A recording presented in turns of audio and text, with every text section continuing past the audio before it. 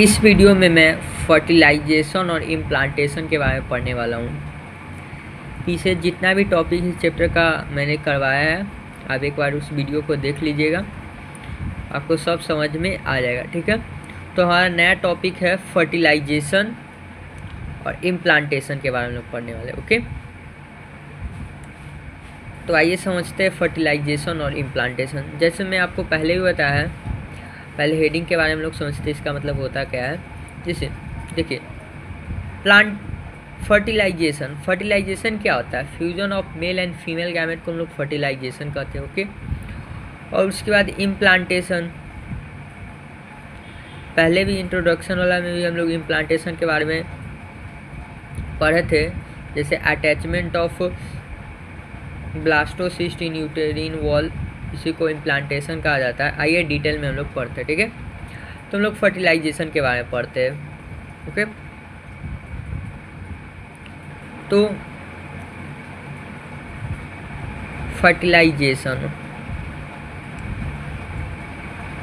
Fertilisation को मैं एक बार रफ में आपको समझाना चाहूँगा, क्योंकि फर्टिलाइजेशन में तीन वो चीज़ हमें पढ़ना रहता है। फर्टिलाइजेशन के अंदर एनसीईआरटी में भी बताया गया है, लेकिन मैं आपको रफ में एक बार और अच्छे से समझाऊंगा, उसके बाद मैं एनसीईआरटी को रीड करूँगा। ठीक है, आप बढ़िया से समझिएगा फर्टिलाइजेशन। ओके, तो आइए देखते हैं।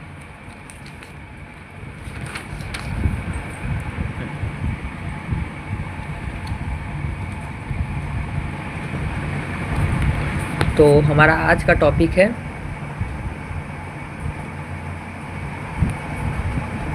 फर्टिलाइजेशन। ओके, तो फर्टिलाइजेशन के बारे में लोग पढ़ रहे हैं। तो हाँ, फर्टिलाइजेशन में तीन वो चीज़ के बारे में लोग पहले पढ़ना रहता है और समझना रहता है। तो जैसे कि देखिए, फर्टिलाइजेशन 3 स्टेप में होता है। ओके, तो लोग सबसे पहले पढ़ेंगे 3 स्टेप होता है फर्टिलाइजेशन में।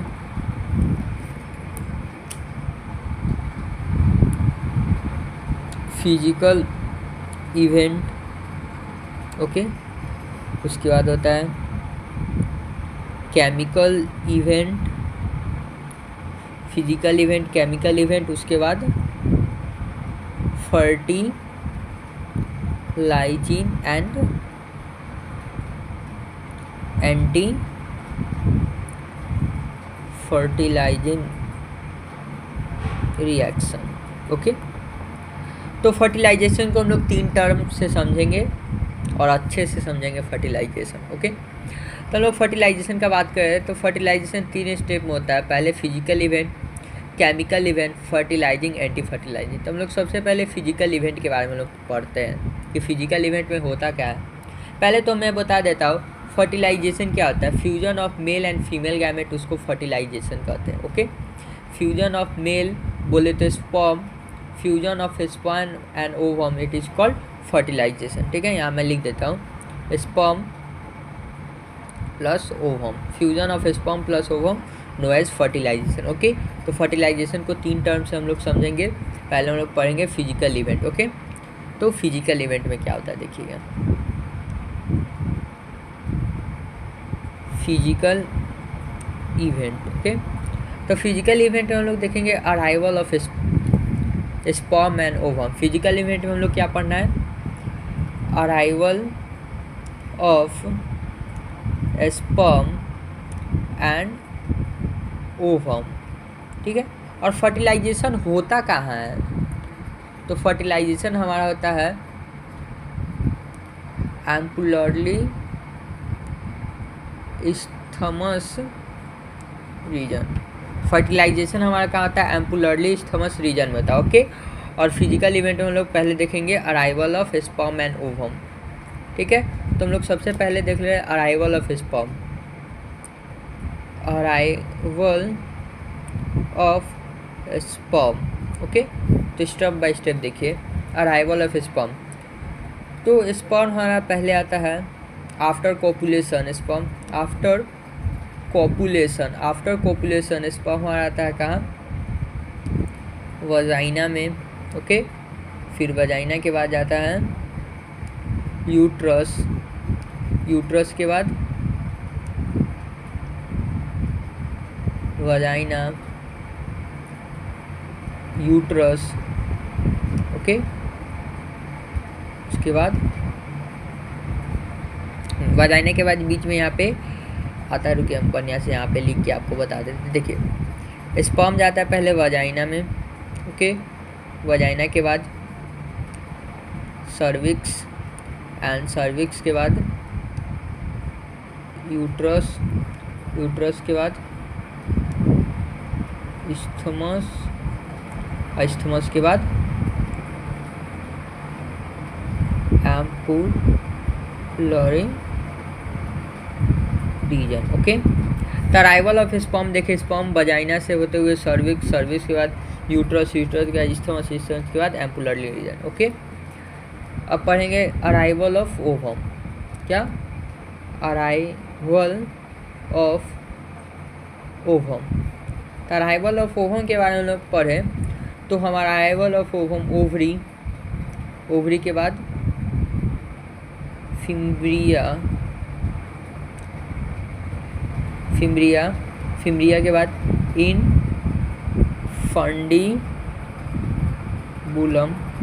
और फिर इनफंडिबुलम के बाद कहाँ जाएगा?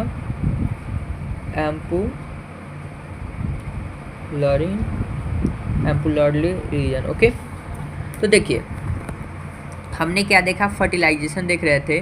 तो जो हमारा फर्टिलाइजेशन होता है, देखिए यहाँ पे fertilisation, fusion of sperm and ovum को फर्टिलाइजेशन कहते हैं। फर्टिलाइजेशन एम्पुलरी स्थमस रीजन में होता है। इसमें 3 गो आता है event, physical event, chemical event और फर्टिलाइजिंग एंटी फर्टिलाइजिंग रिएक्शन। तो फिजिकल इवेंट में हम लोग पढ़ेंगे arrival of sperm and ovum. Arrival of sperm की बात करें तो पहले स्पर्म जाता है वजाइना में, उसके बाद सर्विक्स, उसके बाद यूट्रस, इस्थमस, उसके बाद ampullary region. Arrival of ovum का बात करें तो ओवरी, ओवरी के बाद फिम्ब्रिया, फिम्ब्रिया के इन्फ्लम के बाद एम्पुलरी रीजन, ओके। तो फिजिकल इवेंट हमारा ख़त्म होता है। अब हम लोग पढ़ते हैं केमिकल इवेंट, ओके। तो देखिए केमिकल इवेंट में हमें क्या क्या पढ़ना है। और दूसरा हमारा स्टेप जो होता है वो है केमिकल इवेंट। क्या है? Chemical event. तो केमिकल इवेंट में हमारा 3 स्टेज आता है। केमिकल इवेंट में कितना आता है? 3 स्टेप आता है। देखिए वो स्टेप कौन कौन है। तो देखिए chemical event, chemical event 3 step आता है।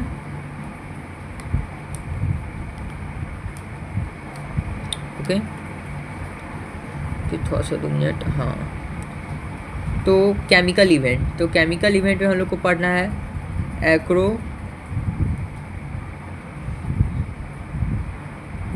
Acrosomal reaction, okay. और दूसरा कॉर्टिकल ग्रैनुअल कॉर्टिकल रिएक्शन हो गया। यहाँ पे क्या है? Cortical reaction. एंड दूसरा है एक्रोसोमल रिएक्शन, कॉर्टिकल रिएक्शन, उसके बाद कार्योकेमी। तो केमिकल इवेंट में 3 गो स्टेप आता है, acrosomal reaction, cortical reaction and karyogamy. तो हम लोग सबसे पहले एक्रोसोमल रिएक्शन के बारे में पढ़ेंगे। ये क्या है? हम लोग केमिकल इवेंट पढ़ रहे हैं। केमिकल इवेंट में 3 गो स्टेप आता है, एक्रोसोमल, कॉर्टिकल रिएक्शन, कार्योगेमी। तो एक्रोसोमल रिएक्शन के बारे में हम लोग पढ़ेंगे, ओके। तो देखिए, तो हम लोग सबसे पहले देखेंगे एक्रोसोमल। पहला एक्रोसोमल रिएक्शन, ओके। तो एक्रोसोमल रिएक्शन के बारे में बताएं तो जो हमारा एक्रोसोम ऑफ स्पर्म है, एक्रोसोम ऑफ स्पर्म यहाँ लिख देते हैं, acrosome of sperm releases, acrosome of sperm release करता है स्पर्म लाइसिन, ओके। और स्पर्म लाइजिन में 3 गो एंजाइम रहता है, ठीक है। मैं एंजाइम का नाम लिख देता हूँ, corona radiata, corona perivitelline enzyme होता है। यहाँ देखिए AVNC 3 एंजाइम होते हैं। Okay, corona perivitelline enzyme. Okay, 3 enzyme होता है स्पर्म लाइजिन में, कोरोना पेरीविटलाइन एंजाइम, जोना लाइजिन और कोरोना पेरीविटलाइन एंजाइम, जोना लाइजिन और हमारा तीसरा एंजाइम का नाम है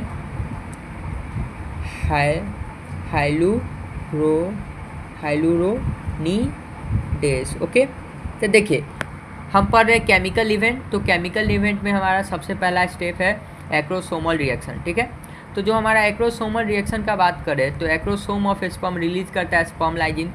स्पर्म लाइजिन में 3 गो एंजाइम होता है, कोरोना पेरीविटलाइन एंजाइम, जोना लाइजिन और हाइलुरोनीडेज एंजाइम। ठीक है, जो हमारा कोरोना पेरीविटलाइन एंजाइम होता है, जैसे कि एक ओव्यूल को देखो, ओव्यूल के एक स्ट्रक्चर को आप देखेंगे। ओके, तो आपको देखने को मिलेगा इसके आउटर लेयर पे हमें क्या देखने को मिलता है, यहाँ पे स्ट्रक्चर डिटेल में यहाँ पे मैं बना देता हूँ। जैसे कि आप ओवम के स्ट्रक्चर को देखें। ठीक है, ऐसा एक स्ट्रक्चर होता है। ओके, तो आउटर में आपको देखने को मिलेगा कोरोना रेडियाटा। ओके, उसके बाद कोरोना रेडियाटा के बाद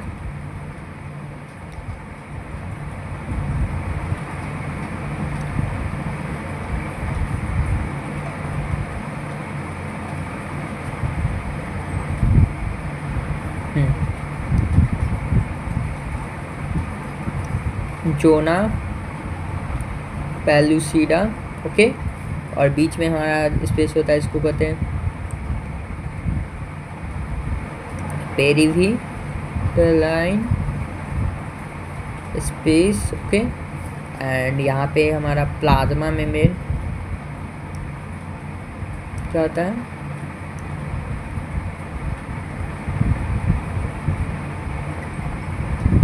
ठीक है, प्लाज्मा मेम्ब्रेन होता है और बीच में यहाँ पे हमारा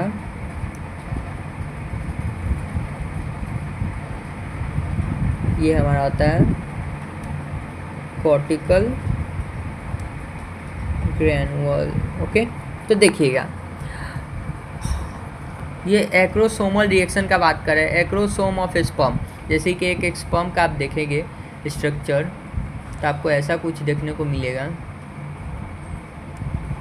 okay, okay, the head of sperm में मैं आपको बताया हूँ, अब मेरे वीडियो को देखेंगे तो आपको पता चलेगा। हेड ऑफ स्पर्म बोले तो एपिकल पार्ट में हमारा क्या होता है, एक्रोसोम होता है। ओके, एपिकल पार्ट में हमारा क्या होता है, एक्रोसोम होता है। तो एक्रोसोमल रिएक्शन में क्या होता है, जो हमारा ये एक्रोसोम है, स्पर्म के टॉप मोस्ट पॉइंट बोले तो एपिकल पार्ट में हमारा एक्रोसोम होता है। ये एक्रोसोम मॉडिफाई गोल्गी कॉम्प्लेक्स होता है। ओके, ये एक्रोसोम हमारा रिलीज करता है स्पर्म लाइजिन। ओके, और स्पर्म लाइजिन में 3 गो एंजाइम होते हैं, कोरोना पेरीविटलाइन एंजाइम, जोना लाइजिन और हाइलुरोनीडेज। ठीक है, तो कोरोना पेरीविटलाइन एंजाइम ये पेनिट्रेट करता है कोरोना रेडियाटा को। ओके, और जोना लाइजिन डिजोल्व करेगा, जोना कहाँ है, ये जोना पेलिसिला को डिजोल्व करेगा।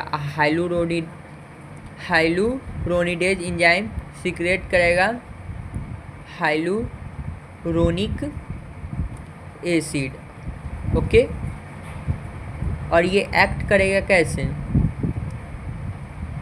बैरियर की तरह, और प्रिवेंट करेगा एंट्री ऑफ स्पर्म। ओके, तो देखो एक्रोसोमल रिएक्शन, ये हम क्या पढ़ रहे हैं, केमिकल इवेंट। ओके, तो केमिकल इवेंट में सबसे पहले एक्रोसोमल रिएक्शन देखा। तो एक्रोसोमल रिएक्शन में हमने देखा कि एक्रोसोम ऑफ स्पर्म रिलीज करता है sperm lysine. Okay, sperm lysine में 3 गो एंजाइम होता है, कोरोना पेरीविटलाइन एंजाइम, जोना लाइजिन और हाइलुरोनीडेज एंजाइम। ओके, तो कोरोना पेरीविटलाइन एंजाइम पेनिट्रेट करता है कोरोना रेडियाटा को। ओके, ये कोरोना रेडियाटा है, इसी को पेनिट्रेट करेगा और जोना लाइजिन हमारा डिज़ोल्व करेगा जोना पेलुसिडा को। यहाँ पे जोना पेलुसिडा इसी लेयर को डिज़ोल्व करेगा। Okay, hyaluronidase enzyme hyaluronic acid release करेगा और ये बैरियर बनाएगा और प्रिवेंट करेगा नो एंट्री ऑफ स्पर्म। एक ही स्पर्म एंट्री करना चाहिए। ओके, तो एक्रोसोमल रिएक्शन खत्म। और दूसरा हमारा क्या आता है, एक्रोसोमल रिएक्शन के बाद दूसरा कॉर्टिकल रिएक्शन। ओके, तो कॉर्टिकल रिएक्शन में हमें क्या देखने को मिलेगा, जो हमारा ये कॉर्टिकल ग्रेनुअल है आफ्टर एंट्री ऑफ स्पर्म। अब दूसरा देखिए, जब हमारा जो स्पर्म है, यही एक्रोसोमल रिएक्शन में यहाँ पे स्पर्म इंटर कर गया अंदर, तो ये हेड ऑफ स्पर्म है। ये क्या है, हेड है। Okay, head of sperm along with nucleus ovum में इंटर कर जाएगा। ओके, स्पर्म का हेड और जो स्पर्म का टेल होगा और मिडिल पीस होगा, ये क्या है, मिडिल पीस, और ये हमारा क्या है, टेल। ये दोनों डीजनरेट हो जाता है। ओके, स्पर्म के अंदर उसका सिर्फ हेड जाता है और हेड में हमको भी पता है, हेड में क्रोमोसोम होता है हेड में, और ओवम में इंटर कर जाएगा। जो मिडिल पीस टेल है वो डीजनरेट होता है। ठीक है, और आफ्टर एंट्री ऑफ स्पर्म जो हमारा एक्रोसोम कॉर्टिकल रिएक्शन जो होता है, ओके, तो जो हमारा कॉर्टिकल ग्रेनुअल होता है, यहाँ पे जो छोटा छोटा कॉर्टिकल ग्रेनुअल है प्लाज्मा मेम्ब्रेन के पास में, ये हमारा कॉर्टिकल ग्रेनुअल थिक कर देता है प्लाज्मा मेम्ब्रेन को। कॉर्टिकल ग्रेनुअल क्या कर देता है, थिक कर देता है प्लाज्मा मेम्ब्रेन को और प्रिवेंट करता है मोर देन वन। जो हमारा कॉर्टिकल ग्रेनुअल है यहाँ पे, ये क्या कर देगा, थिक कर देगा प्लाज्मा मेम्ब्रेन को और प्रिवेंट करेगा, prevent more than one entry of sperm. एक ही स्पर्म एंट्री करना चाहिए। एक ही स्पर्म एंट्री कर गया तो इसको ठीक कर देगा प्लाज्मा मेम्ब्रेन को और प्रिवेंट करेगा कि कोई भी स्पर्म एंट्री ना कर सके, एक से ज़्यादा स्पर्म एंट्री ना करे। ठीक है, तो कॉर्टिकल रिएक्शन भी खत्म। और तीसरा हमारा क्या है, कारियोगैमी। तो कारियोगैमी में क्या था, are the same time meiosis 2 होगा। जब हमारा स्पर्म अंदर चल गया, स्पर्म और ओवम चल गया, तो ये दोनों क्या करेगा, सेकेंड मियोसिस होता है। क्या होता है, मियोसिस सेकेंड टेक प्लेस। और आगे भी हमने बताया था जब गैमेटो oogenesis में भी हमने लास्ट स्टेप में आपको बताया था, जब सेकेंड मियोसिस होता है तो 2 अनइक्वल सेल बनता है। हम लोग लार्ज सेल को क्या कहते हैं, ये ओवम है। ओके, और जब सेकेंड मियोसिस होता है, ये ओवम का स्ट्रक्चर है। ओके, सेकेंडरी साइड में चल जाता है तो 2 सेल बनता है। लार्ज वाले को फर्टिलाइजेशन होने के बाद फाइनली 2 बनता है। ओके, ओवम बनता है, लार्ज सेल ओवम बनता है, एंड स्मॉल वाला क्या बनता है, polar body second. Okay, meiosis second होगा। तो मैं एक बार और बता देता हूँ,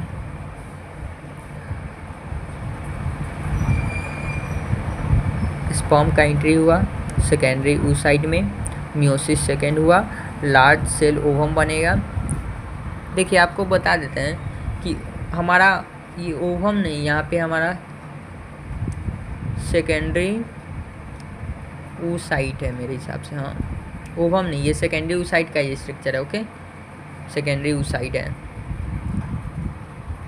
तो देखिए केमिकल इवेंट पढ़ रहे थे। केमिकल इवेंट में सबसे पहले हमने एक्रोसोमल रिएक्शन देखा। एक्रोसोम हमारा टिप पर होता है, हेड ऑफ स्पर्म। ओके, और एक्रोसोम ऑफ स्पर्म रिलीज करेगा स्पर्म लाइजिन। स्पर्म लाइजिन में 3 एंजाइम होता है, कोरोना पेरिविटलाइन एंजाइम, जोना लाइजिन और हाइलुरोनिडेज। ठीक है, तो जो हमारा कोरोना पेरिविटलाइन एंजाइम है, ये पेनिट्रेट करता है कोरोना रेडियाटा को। जोना लाइजिन डिजोल्व करेगा जोना पेलिसिडा को, इसको डिजोल्व कर देगा। Hyaluronidase enzyme hyaluronic acid release करेगा और एक्ट करेगा barrier to prevent entry of sperm. ठीक है, और हेड ऑफ स्पर्म इंटर कर देगा, सेकेंडरी उस साइड के अंदर इंटर कर जाएगा। ओके, और जो हमारा मिडिल पिस्टल है ये बाहर ही डिजेनरेट हो जाता है। और कॉर्टिकल रिएक्शन में जब हेड ऑफ स्पर्म अंदर चल जाता है तो जो हमारा कॉर्टिकल ग्रेनुअल है ये प्लाज्मा मेम्ब्रेन को, यहाँ पे जो प्लाज्मा मेम्ब्रेन है इसको थिक कर देता है to prevent more than one entry of sperm, एक ही स्पर्म इंटर करे।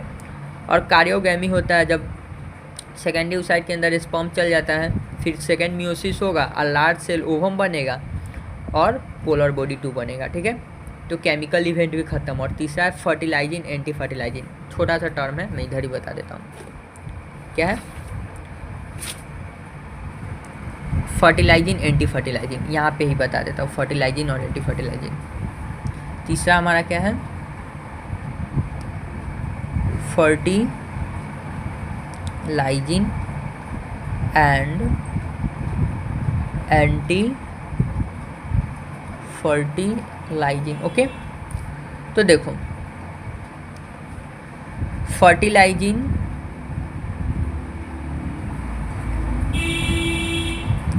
रिलीज करता है स्पर्म, नहीं, फर्टिलाइजिंग रिलीज करता है ओवम, और एंटी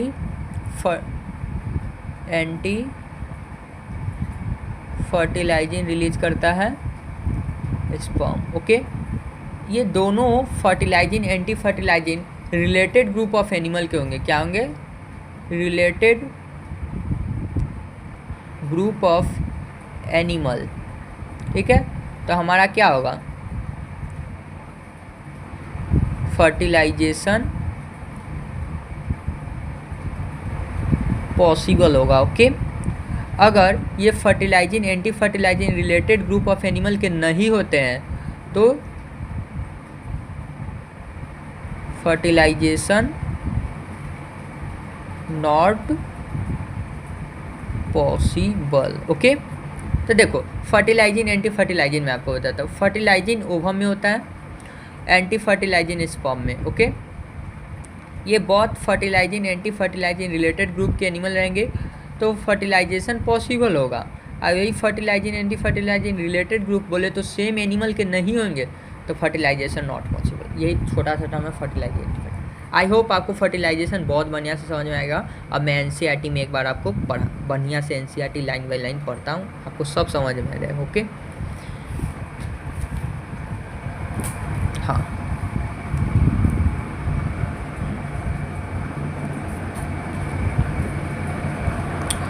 हाँ, तो देखिए fertilisation during copulation, semen is release during copulation and coitus, semen is released by penis into the vaginal insemination. During copulation जो हमारा सीमेन है रिलीज मतलब पेनिस के द्वारा वजाइना में रिलीज किया जाता है इंसेमिनेशन मेथड के द्वारा। Okay, and motile sperm swimming करेगा और सर्विक्स से इंटर करेगा, मतलब वजाइना जाएगा, उसके बाद सर्विक्स के बाद यूट्रस के बाद एम्पुलरली रीजन। ठीक है, ये क्या है, अराइवल ऑफ स्पर्म में हमें एनसीईआरटी बताया है। कैसे बताया है, देखो आफ्टर इंसेमिनेशन हमारा हो गया। यहाँ पे जो मोटाइल स्पर्म है पहले कहाँ जाएगा, वजाइना में, वजाइना के बाद सर्विक्स के बाद यूट्रस गया, यूट्रस के बाद एम्पुलरली, ये arrival of sperm, arrival of ovum and फिर फैलोपियन ट्यूब में जाएगा। फिर ओवम रिलीज होगा ओवरी से, ओवरी के बाद ट्रांसपोर्ट होकर एम्पुलरली रीजन में जाएगा। ठीक है, और फर्टिलाइजेशन कब होगा, fertilisation can only occur ovum and sperm transported simultaneously in ampullary region. ठीक है, फर्टिलाइजेशन कब होगा, ओवम और स्पर्म एम्पुलरली रीजन में ट्रांसफर होंगे साइमल्टेनियसली। यहाँ पे लिखा हुआ है fertilisation can only occur if the ovum and sperm transported simultaneously, okay, in ampularly region. This is the basic reason why all copulation does not not all copulation lead to fertilization and pregnancy. देखो fertilisation हमें होने के लिए जो sperm और ovum का transportation होना चाहिए एम्पुलरली साइमल्टेनियसली, बोले तो लगातार होना चाहिए। ओके, इसी तभी फर्टिलाइजेशन होगा। यही एक बेसिक रीज़न है जिससे कोई भी पॉपुलेशन से फर्टिलाइजेशन नहीं होता। ठीक है, फर्टिलाइजेशन क्या है, पहले भी बताया, अभी भी यही बात लिखा हुआ है, fusion of sperm and ovum को फर्टिलाइजेशन कहते हैं, ठीक है। During fertilisation sperm come to contact in zona pellucida, fertilisation हो जाए तो sperm zona pellucida layer of ovum में आएगा, फिर change in membrane and block entry of additional sperm, और एक ही स्पर्म इंटर करेगा फर्टिलाइज ओवम के साथ, यहाँ लिखा हुआ है only one sperm can fertilise ovum, ठीक है। एक्रोसोम हेल्प करेगा sperm in enter into cytoplasm and ovum and zona pellucida and plasma membrane, okay.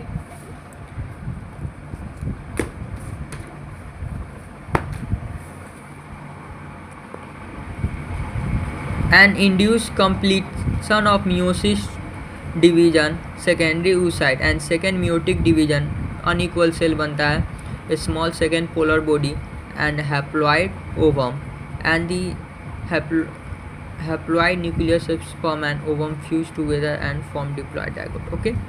अब बीच में जो हमारा थोड़ा सा सेक्स डिटर्मिनेशन के बारे में बताया गया है, मैं इसको भी 5 मिनट लगेगा इसको रफ में भी समझा देता हूँ सेक्स डिटर्मिनेशन, ओके।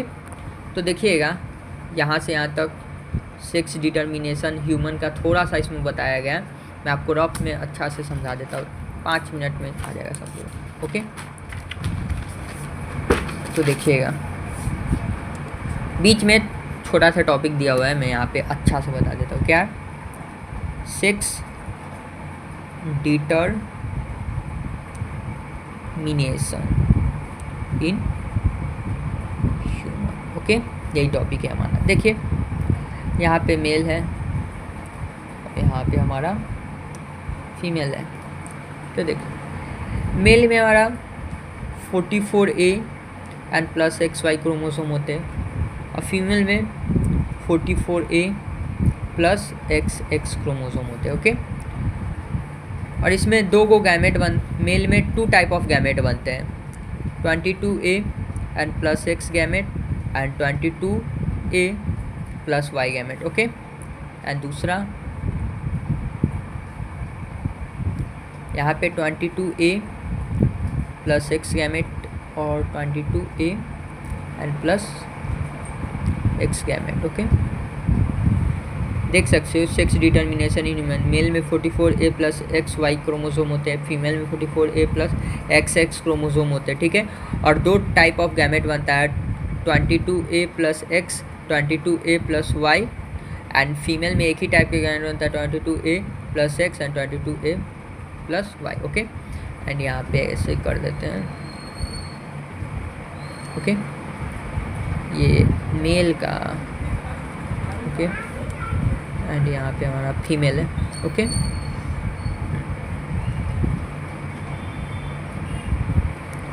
हाँ यहाँ लिख देते हैं मेल, यहाँ पे फीमेल,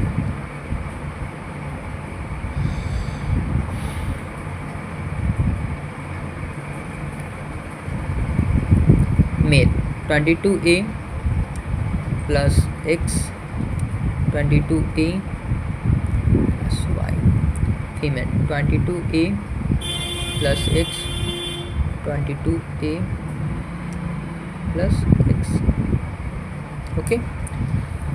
तो देखिएगा यहाँ पे 44A प्लस XX,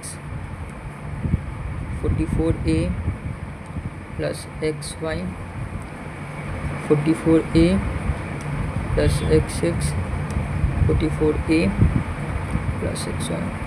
तो आप एक ग्राफ से देखते हैं कि हमारा मेल और फीमेल होने की जो संभावना है वो क्या है, 15 पॉसिबिलिटी ऑफ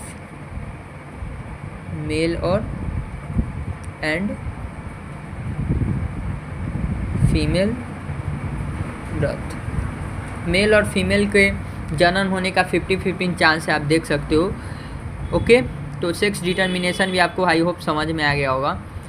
और सेक्स डिटर्मिनेशन जो हमारा ह्यूमन में मेल करता है, क्योंकि मेल में 2 टाइप ऑफ गैमेट्स होते हैं और फीमेल में एक ही टाइप के गैमेट्स होते हैं, आप देख सकते हो, ओके।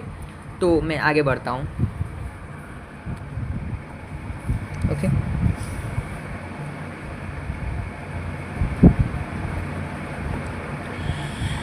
हाँ अब क्लेवेज, अब लास्ट में है, आराम से ये भी समझ आ जाएगा।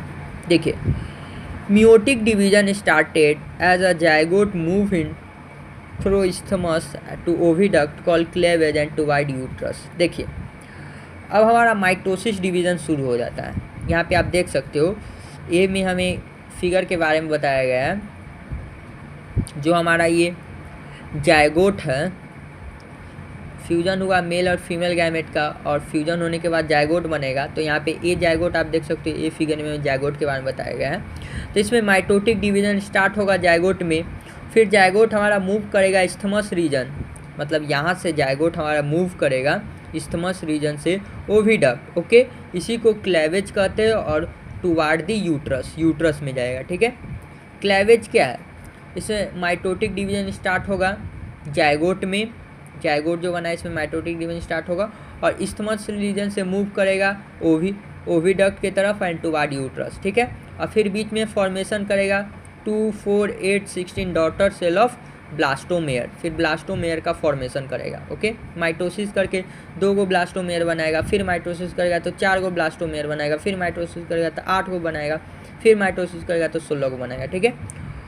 और the embryo of 8 to 16 blastomere call morula, जो हमारा एम्ब्रियो होते हैं 8 से 16 ब्लास्टोमेयर का, उसको हम लोग मोरूला कहते हैं, ओके। फिर ये मोरूला जो होते हैं कंटिन्यू डिवाइड करके ट्रांसफ़र हो जाता है ब्लास्टोसिस्ट में, ओके, समझ आए। जो एम्ब्रियो विथ 8 to 16 ब्लास्टोमेयर, उसको मोरूला कहेंगे। फिर मोरूला कंटिन्यू डिवाइड करेगा और ट्रांसफ़र हो जाएगा ब्लास्टोसिस्ट में, ओके। फिर ये फर्दर ब्लास्टोसिस्ट मूव करेगा यूट्रस में, और ब्लास्टोमेयर इन द ब्लास्टोसिस्ट के अंदर, जैसे कि आप देख सकते हो ये ब्लास्टोसिस्ट है, इसके अंदर यहाँ पे जो आपको ये सेल देखने को मिल रहा है, इसी को हम लोग कहते हैं ब्लास्टोमेयर। तो ब्लास्टोसिस्ट के अंदर जो ये ब्लास्टोमेयर है, छोटा छोटा सेल है, blastomere in the blastocyst arrange into and outer layer. Blastomere मतलब ब्लास्टोसिस्ट के अंदर जो ब्लास्टोमेयर है ये अटैच होगा, अरेंज होगा आउटर लेयर में, बनाएगा ट्रोफोप्लास्ट, ठीक है। और जो इनर ग्रुप ऑफ सेल है ये अटैच करेगा ट्रोफोप्लास्ट के साथ, इसी को इनर सेल मास कहेंगे, ठीक है। एक और बताते हैं, जो हमारा ब्लास्टोसिस्ट के अंदर ब्लास्टोमेयर सेल्स हैं, ये ब्लास्टोमेयर सेल अरेंज होंगे आउटर लेयर पे और बनाएगा ट्रोफोप्लास्ट, ठीक है। और ये ब्लास्टोसिस्ट के अंदर वाले जो सेल बच गए हैं, inner group of cell attach हो जाएंगे यही ट्रोफोप्लास्ट लेयर में, इसी को इनर सेल मास कहेंगे, ठीक है। फिर ये ट्रोफोप्लास्ट लेयर अटैच करेगा इंडोमेट्रियम टिश्यू, यहाँ यूट्रस के अंदर जो इंडोमेट्रियम टिश्यू है यहीं पे अटैच करेगा कौन, ब्लास्टोसिस्ट, ओके। हाँ, trophoblast layer attach in endometrium tissue, ठीक है। फिर ट्रोफोप्लास्ट अटैच करेगा इंडोमेट्रियम टिश्यू, फिर इनर सेल मास डिफरेंटिएट करके एम्ब्रियो बनाएगा, और जो हमारा यूटेरिन सेल है वो डिवाइड करेगा रैपिडली और कवर करेगा ब्लास्टोसिस्ट को, ओके। और ब्लास्टोसिस्ट इम्बेडेड हो जाएंगे इंडोमेट्रियम टिश्यू, इसी को इम्प्लांटेशन और लीडिंग प्रेगनेंसी। देखिए एक बार और मैं आपको बता देता हूँ, ओके। यहाँ से एम्ब्रियो ऑफ 8 to 16 ब्लास्टोमेयर को मोरूला कहेंगे। मोरूला भाई साहब हमारा कंटिन्यूसली डिवाइड करके ब्लास्टोसिस्ट बनाएगा, ओके। फिर ये ब्लास्टोसिस्ट मूव करेगा यूट्रस में, ठीक है। और ब्लास्टोसिस्ट के अंदर जो ब्लास्टोमेयर सेल्स होते हैं ये अरेंज होंगे आउटर लेयर पे, अब बनाएंगे ट्रोफोप्लास्ट, ठीक है। अब ब्लास्टोसिस्ट के अंदर जो कुछ सेट बच जाते हैं वो inner group of cell arrange हो जाएंगे ट्रोफोप्लास्ट में, इसी के अंदर ट्रोफोप्लास्ट के अंदर, इसी को इनर सेल मास कहेंगे। फिर ये ट्रोफोप्लास्ट अटैच करेगा इंडोमेट्रियम टिश्यू से, ओके। ट्रोफोप्लास्ट अटैच करेगा इंडोमेट्रियम टिश्यू से, और जो इनर सेल मास है वो एम्ब्रियो का फॉर्मेशन करेगा, और जो यूटेरिन सेल है वो डिवाइड करके कवर करेगा ब्लास्टोसिस्ट को, और फिर ब्लास्टोसिस्ट इम्बेडेड हो जाएगा इंडोमेट्रियम टिश्यू को, इसी को इम्प्लांटेशन कहते हैं, लीड टू प्रेगनेंसी। इम्प्लांटेशन क्या, attachment of blastocyst in यूटेरिन wall called implantation, पहले भी बताया अभी बताया। आई होप आपको बहुत बढ़िया से समझ में आ गया होगा, okay. Thank you watching this video, और कृपया आपको अच्छा लगे तो लाइक कर सकते हो, हमें भी अच्छा लगेगा। Thank you.